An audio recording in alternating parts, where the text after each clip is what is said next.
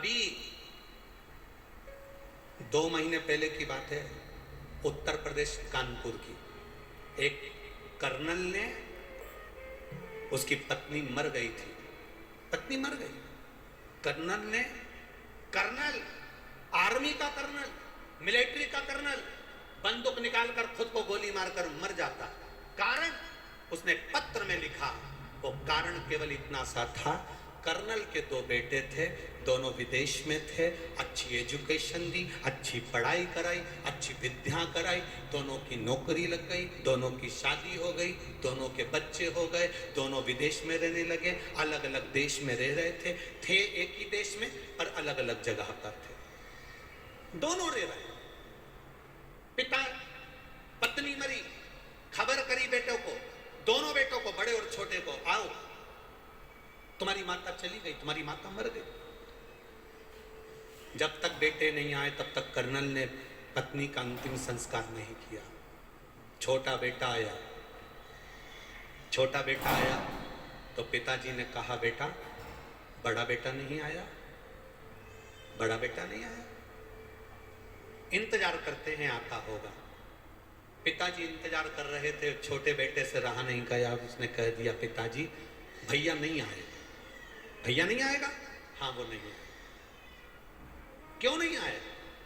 पिताजी वो नहीं आएगा। तो क्यों नहीं आएगा? पिताजी हम दोनों भाइयों ने बात कर लिया था, बड़े भैया ने कहा है माँ मरी है, अंतिम संस्कार में तू चले जा, पिताजी मरेंगे तब मैं चले जाऊंगा।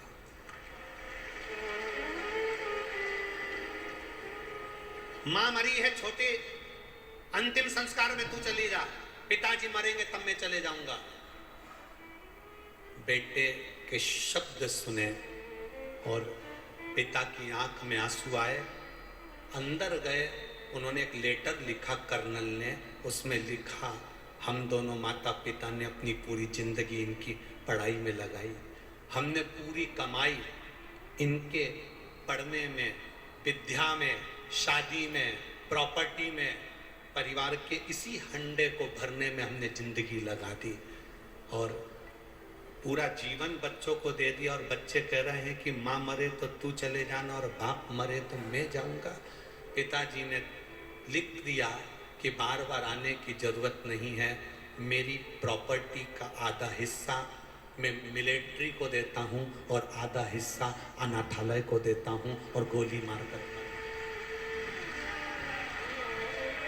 क्या संस्कार दिए हमने बच्चों को